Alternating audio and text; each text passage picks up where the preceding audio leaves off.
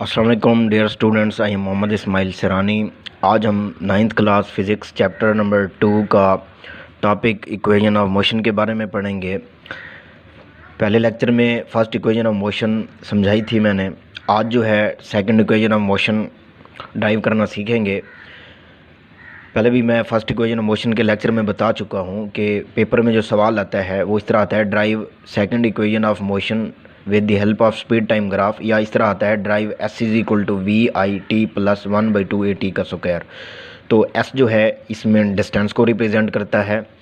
उसमें मैंने बताया है फर्स्ट लेक्चर में कि ये जो इक्वेशंस ऑफ मोशन हैं ये उस बॉडी के रिलेटेड हैं जो मोशन में होता है, और उसके लिए कंडीशन ये है कि वो यूनिफॉर्म एक्सेलरेशन से मूव कर रहा हो। अब फर्स्ट इक्वेशन में हमने जो बॉडी यूनिफॉर्म एक्सेलरेशन से मूव करता हुआ जा रहा था तो उसकी हमने फाइनल वेलोसिटी मालूम की थी। इस सेकंड इक्वेशन में या इस सेकंड इक्वेशन का जो मकसद है वो है जो उस बॉडी ने मूव करते हुए डिस्टेंस s कवर किया वो फाइंड करेंगे। डिस्टेंस s, भाई उसने कितना डिस्टेंस कवर किया। अगर उसने 30 सेकंड वो अगर उसने मूव किया है और उसकी स्पीड 50 मीटर पर सेकंड थी फ़र्ज़ करते हैं, तो उसमें जो उसने डिस्टेंस कवर किया वो कितना था, तो इसमें जो है ना आज हम वो फाइंड करेंगे। तो फर्स्ट में, सेकंड में, थर्ड, तीनों इक्वेशंस ऑफ मोशन में आप ये प्रॉपर ये इस तरह लिखेंगे इक्वेशन ऑफ मोशन हेडिंग्स के साथ। It is a relation between initial velocity, final velocity, acceleration, time, distance and displacement. Condition वैसे लिखेंगे, body will be move in uniform acceleration a. Derivation की हेडिंग देंगे, consider a body move with initial velocity v i in a straight line with uniform acceleration a, its velocity become v f after time t, the motion of speed time graph of a body is described by the speed time graph. ये इस तरह ये सारा लिखेंगे। Diagram, ये तीनों equations of motion में ये equation of motion, condition, derivation, diagram ये इस तरह लिखेंगे। अब इसमें ये रिलेशन मैं पहले भी बता चुका हूँ फर्स्ट इक्वेशन ऑफ मोशन के लेक्चर में कि ये जब यूँ ही बॉडी मूव करेगा उसमें इनिशियल वेलोसिटी होगी, उसकी होगी स्टार्ट में, उसकी फाइनल होगी जब वो स्टॉप करेगा। उस दौरान वो कुछ मूव करते हुए डिस्टेंस कवर करेगा, कुछ टाइम भी लगाएगा। तो इसलिए ये एक रिलेशन है इन सब के दरमियान। कंडीशन है कि वो यूनिफॉर्म एक्सेलरेशन वो ये होता है कि जब इक्वल इंटरवल ऑफ टाइम में वेलोसिटी में इक्वल चेंज आ रहा हो। मिसाल के तौर पे अगर 5 सेकंड में एक बॉडी की वेलोसिटी 10 मीटर पर सेकंड है, ये मैंने डायग्राम में दिखाया हुआ भी है कि 5 सेकंड पे उसकी अगर फ़र्ज़ करें कि जो वेलोसिटी थी वो 10 मीटर पर सेकंड थी, अगले 5 के बाद जब 10 सेकंड हूँ तो उसकी 20 हो जाए, फिर जब 15 हूँ तो उसकी 30 हो जाए, 30 मीटर पर सेकंड हो जाए। तो देखें हर 5 सेकंड बाद 10-10 मीटर पर सेकंड का इजाफा हो रहा है, यानी कि हर 5 के बाद 10 का, यानी कि इक्वल चेंज हो रहा है, इक्वल टाइम के बाद इक्वल चेंज हो रहा है। तो इसका मतलब है उस बॉडी में जो वेलोसिटी चेंज होने से जो एक्सेलरेशन होगा वो यूनिफॉर्म होगा। तो ये है। अब डिफरेंस क्या है, या ये हम डिस्टेंस s कैसे फाइंड करते हैं इस सेकंड इक्वेशन ऑफ मोशन में, इसको ज़रा देखते हैं। इसके डायग्राम फिर से जो है ना मैं आपको जो है ना यहाँ पे फिर से बनाते हैं कि ये कैसे है। ये वर्टिकल लाइन y एक्सिस को रिप्रेजेंट करती है, ये ड्रा करते हैं, और यहाँ पे जो है x एक्सिस जो है ये हॉरिजॉन्टल लाइन x एक्सिस को रिप्रेजेंट करती है, ये y एक्सिस है हमारा। अब जो बॉडी यूनिफॉर्म एक्सेलरेशन के साथ मूव करता हुआ जा रहा है उसकी मोशन को ग्राफ पे हम इस तरह रिप्रेजेंट करवाते हैं ग्राफिकली कि एक लाइन से उसको रिप्रेजेंट करवाते हैं। ये एक स्ट्रेट लाइन मैंने ड्रा की है, ये पॉइंट A है जहाँ पे बॉडी आके स्टॉप हुआ, ये पॉइंट B है। यहाँ पॉइंट B से एक परपेंडिकुलर डॉटेड लाइन से रिप्रेजेंट करेंगे, और ये पॉइंट A से ये रिप्रेजेंट करेंगे, ये परपेंडिकुलर, ये A B, ये पॉइंट C और ये D, ये ओरिजिन O होता है। और जो है इस तरह ये y एक्सिस पे एक और परपेंडिकुलर B से ड्रा करेंगे। यहाँ पे फ़र्ज़ करते हैं कि इनिशियल वेलोसिटी वी आई थी, यहाँ पे फाइनल वेलोसिटी जब पहुँचा बॉडी यहाँ पे वी एफ हो गई। तो ये इसके सामने भी वी आई लिखा जा सकता है, इसके सामने भी वी एफ लिखा जा सकता है। ये एक्स एक्सिस पे जो है हम क्या ले रहे हैं, टाइम ले रहे हैं, और वो सेकंड्स में लेंगे। y एक्सिस पे वेलोसिटी मीटर पर सेकंड में हमने ली है। अब ये देखते हैं कि ये जो है हमने टाइम एक्स एक्सेस पे इस वजह से लिया क्योंकि ये एक इंडिपेंडेंट क्वांटिटी है, ये किसी पे डिपेंड नहीं करती, ये मिकदार टाइम किसी चीज़ पे डिपेंड नहीं करता। ये जो वेलोसिटी है हमने वाई एक्सेस पे इसलिए लिया है कि ये डिपेंडेंट है। डिपेंडेंट क्वांटिटी को हमेशा वाई एक्सेस पे ड्रा किया जाता है या वाई एक्सेस पे लिखा जाता है, क्योंकि जो वेलोसिटी है वो टाइम के साथ, वक्त के साथ बढ़ती है या कम होती है, ये इस वजह से लिया है। अब सवाल ये है कि ये परपेंडिकुलर क्यों ड्रा किया। अब हम फ़र्ज़ करते हैं कि जब किसी बॉडी 5 सेकेंड्स के बाद उसकी वेलोसिटी 20 मीटर पर सेकंड थी, 15 हो गए, 20 हो गए, 25 सेकंड हो गए, 30 सेकंड पे, तो इसी तरह अब 20 थी, फिर 30 हो गई, 40 हो गई, 50 हो गई, 50 मीटर पर सेकंड। अब ये सवाल ये है कि ये परपेंडिकुलर हमने क्यों ड्रा किए हैं, कि ये जो परपेंडिकुलर हमने, ये लाइन ए बी इस बॉडी की मोशन को ज़ाहिर कर रही है। ग्राफिकली किसी बॉडी की मोशन को रिप्रेजेंट करवाने के लिए इस कार्टेशियन प्लेन एक्स और वाई पे हम एक स्ट्रेट लाइन ड्रा करते हैं। स्ट्रेट लाइन इस वजह से ड्रा की क्योंकि बॉडी यूनिफॉर्म एक्सलेरेशन से मूव कर रहा है। अब सवाल यह है कि पॉइंट बी से जो है हमने परपेंडिकुलर डॉटेड लाइन से एक्स एक्सेस पे क्यों ड्रा किया, इसका फ़ायदा ये हुआ, और पॉइंट बी से वाई पे क्यों ड्रा किया, और यहाँ से ये क्यों ड्रा किया, ये वाला ए सी। बी से एक्स एक्सेस पे इस वजह से ड्रा किया ताकि हमें पता चल सके कि जब टाइम 30 सेकंड का गुजर चुका था तो बॉडी की जो वेलोसिटी थी वो कितनी थी। जब 30 गुजर चुका था, इस बी पे देखें, ये 30 सेकंड पे इसके सामने वाई एक्सिस पे उसकी वेलोसिटी 50 मीटर पर सेकंड है, इस वजह से ड्रा किया। अब फिर हमने इस लाइन को ज़ीरो से क्यों नहीं स्टार्ट किया, क्योंकि बॉडी ने तो मूव करना शुरू किया ज़ीरो से। जब उसको फ़र्ज़ करें बाइक है आपके पास, आपने उसको स्टार्ट किया है तो ज़ीरो से उसकी स्पीड ज़ीरो होगी, 1 मीटर पर सेकंड होगी, 2 होगी, 3 होगी, इसी तरह उसकी स्पीड जो है ना वो चेंज होती जाएगी। फिर हमने यहाँ से क्यों शो करवाया, ये इस वजह से किया, ये पहले फर्स्ट इक्वेशन मोशन में भी मैं बता चुका हूँ, क्योंकि जब हमने बॉडी को देखा तो वो मूव करता हुआ जा रहा था, तो हो सकता है वो जब हमने देखा तो 5 सेकंड्स के बाद देखा बॉडी को। जब आपने बाइक चलाई फ़र्ज़ करें तो आपको किसी ने देखा तो 5 सेकंड गुजरने के बाद, और आपकी तब जो स्पीड थी वो 20 मीटर थी, 20 मीटर पर सेकंड थी, ठीक है। तो अब जो है जब 30 सेकंड हुए तो उसकी जो वेलोसिटी हो गई वो 50 हो गई, ठीक है। ये इस वजह से यहाँ से शो करवाया है। ज़ीरो से तो हम 1 सेकंड के बाद तो नहीं बता भाई कितनी उसकी स्पीड, 1 सेकंड में तो अभी स्टार्ट हुई होती है बाइक, इस वजह से, तो ये इस वजह से ड्रा किया। अब नेक्स्ट जो इसमें मेन चीज़ जो है, इसका डिस्टेंस एस जो है फाइंड करने के लिए, ये एस जो है फाइंड करने के लिए हम इस डायग्राम को देखते हैं प्रॉपर। अब इस डायग्राम पे अगर हम गौर करें तो इसमें दो चीज़ें हैं, ये हमारे पास ओ ए सी डी एक रेक्टेंगल बन जाती है, और ए बी सी एक जो हमारे पास है ये एक ट्राइंगल बनती है।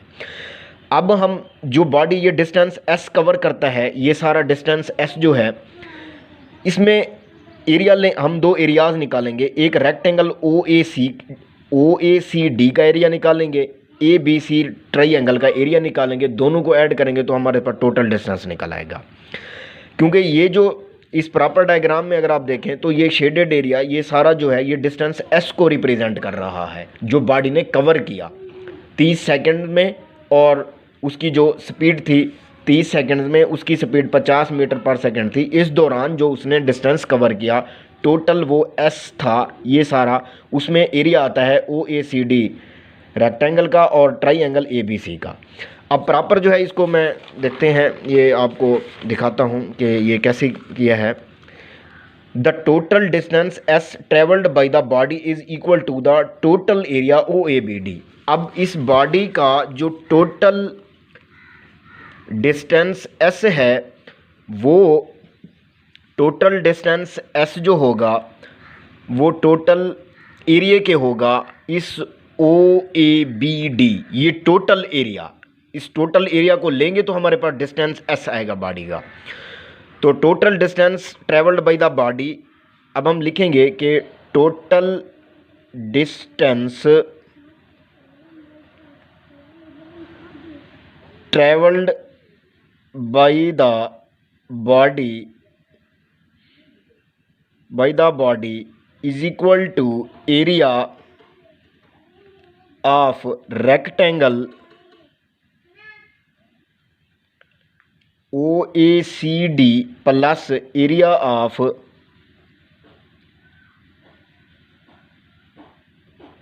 Plus area of triangle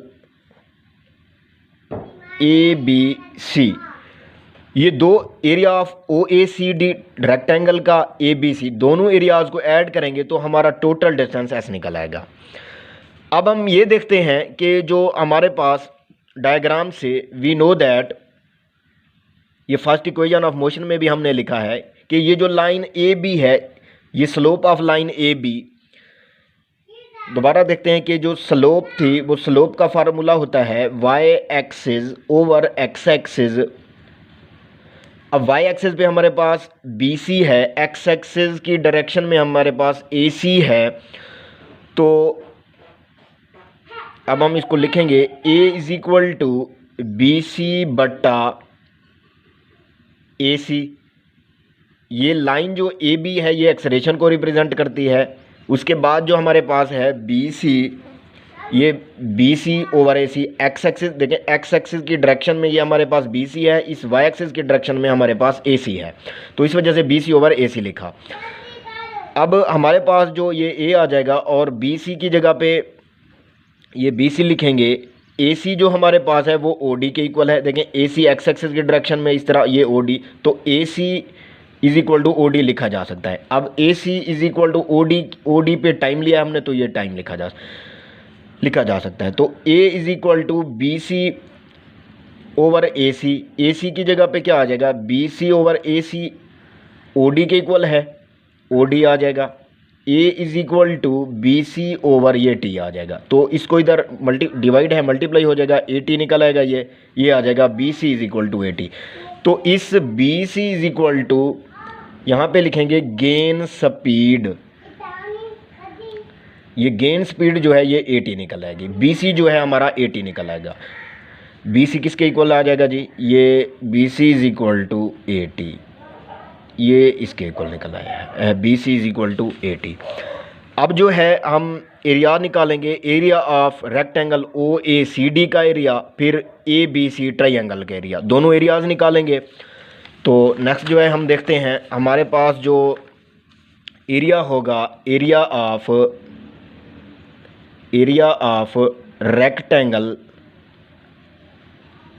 rectangle OACD, इसमें जो है हमारे पास OACD का एरिया, इसका फार्मूला होता है कि विड्थ मल्टीप्लाइड बाई लेंथ। भाई रेक्टेंगल की जो दो साइड्स हैं, विड्थ होती है और लेंथ उसका मल्टीपल होता है। तो एरिया ऑफ रेक्टेंगल विड्थ हमारे पास जो है OA है, ये विड्थ है, ये इसकी चौड़ाई है OA या CD, और जो लेंथ है इसकी वो हमारे पास जो होगी वो AC भी हो सकती है, OD है। तो हम चाहे इस रेक्टेंगल की ये AC वाली साइड लें या OD लें, तो विड्थ पे OA ले लेंगे, विड्थ पे OA मल्टीप्लाइड लेंथ पे हम OD ले लेंगे। तो O से लेकर A तक वेलोसिटी जो है हमारे पास वो VI है, या C से लेकर D तक यूँ भी कह सकते हैं VI है। तो O से लेकर A तक VI वेलोसिटी है, इनिशियल वेलोसिटी है, मल्टीप्लाइड OD पे हमने क्या लिया हुआ है, टाइम। तो ये हमारे पास एरिया क्या निकल आया है, एरिया ऑफ रेक्टेंगल OAC और D, ये उसका एरिया निकल आया है। इसके बाद इसको इक्वेशन 1 का नाम दे देंगे। इसके बाद हम एरिया ऑफ ट्राइंगल ABC का एरिया फाइंड करेंगे, जो कि हमारे पास, उसको हम यूँ लिखेंगे, area of triangle ABC is equal to, ये इसका फार्मूला है जो कि आपने याद रखना है, 1/2 base multiplied height, base multiplied by height. ये ट्राइंगल का एरिया जो है आपको याद रखना होगा। ट्राइंगल का एरिया का फार्मूला जो है आपको याद रखना होगा, ये आ जाएगा 1/2 बेस। अब हमारे पास ये है ABC, ये इसका बेस होता है, ये इसका हाइट है, ये इसका हाइपोटेनियस है, वतर है, यानी कि बेस कायदा, ये अमूद और ये वतर। तो ये बेस है, ये हमारे पास हाइट होगी इसकी, AC बेस होगा, BC हाइट होगी, AB जो है हमारे पास हाइपोटेनियस होगा। अब बेस पे हमारे पास क्या है जी, AC है, वो हम AC लिखेंगे। हाइट पे BC है हमारे पास, वो हम BC लिख लेंगे। अब जो है ये आ जाएगा 1/2 ए सी पे, ए से लेकर सी तक ये ओ डी के इक्वल है। तो ओ डी फिर हमारे पास अभी हमने लिखा है वो ओ डी जो है हमारे पास वो टी के इक्वल है। ओ से लेकर डी तक टाइम है, ए सी इक्वल है ए ओ डी के। तो ये आ जाएगा। तो इसकी जगह पे जो है हम क्या लिख लेंगे, ए सी की जगह पे हमारे पास जो ए से लेकर सी है वो ओ डी के इक्वल है और टी लिख लेंगे, मल्टीप्लाइड बाई बी सी अभी हमने निकाला है। जो हमारे पास बी से लेकर सी तक वो गेन स्पीड 80 निकली है, यहाँ पे 80 पुट कर देंगे। तो ये आ जाएगा 1/2 टी मल्टीप्लाइड बाई 80। तो इसको यूँ भी लिखा जा सकता है ए टी का square, T multiplied by T A T का स्क्वायर। तो ये हमारे पास area of triangle A B C, ये दो हमारे पास एरियाज निकल आए हैं। तो ये एरिया अब जो है हमने लिखा था कि total distance travelled by the body is equal to area of rectangle plus area of triangle. अब ये दोनों इसको इक्वेशन को इक्वेशन 2 का नाम दे देंगे इसको। अब ये इक्वेशन 1 और 2 की वैल्यू जो है इसमें हम पुट कर देंगे, इसको स्टारिक का नाम दे दें। तो अब इसमें जो है हमारे पास ये होगा कि यहाँ पे लिखेंगे putting the values of equation 1 and 2 in asterisk, इस स्टैरिक में पुट कर देंगे। तो किस तरह है, टोटल डिस्टेंस एस जो है इक्वल आ जाएगा area of rectangle O A C D का जो एरिया निकला है वो V I multiplied by T निकला है, प्लस है आगे, ये प्लस है हमारे पास area of triangle A B C, उसका एरिया हमारे पास 1/2 ए टी का स्क्वायर निकला है। तो ये आ जाएगा एस इज इक्वल टू, यूँ तरतीब भी इसको बेहतर करके लिख सकते हैं, 1/2 ए टी का square plus v i t, यूँ भी लिख सकते हैं एस बराबर है v i t plus 1/2 A T का स्क्वायर। इसको इस तरह भी लिखा जा सकता है, this is the second equation of motion. तो ये हमारे पास सेकंड इक्वेशन ऑफ मोशन है जो कि इस डिस्टेंस एस को रिप्रेजेंट करती है। अब ये जो है यहाँ पे हम डायग्राम में भी लिख सकते हैं कि जो हमारे पास एरिया ऑफ ट्राइएंगल निकला है वो A is equal to 1/2 A T का स्क्वायर निकला है और area of rectangle V I multiplied by T निकला है। और इसको शेड कर देंगे हम, ये शेडेड एरिया जो है हम ये शो करेगा कि ये डिस्टेंस ऐसा है हमारा टोटल जो बॉडी ने कवर किया है। तो ये इस चीज़ को शो करता है। ये हमारे पास जी ये second equation of motion prove हो गई है। और सेकंड इक्वेशन ऑफ मोशन हमें किस चीज़ को क्या प्रोवाइड करती है, उस बॉडी का डिस्टेंस देती है जो बॉडी ने कवर किया। अब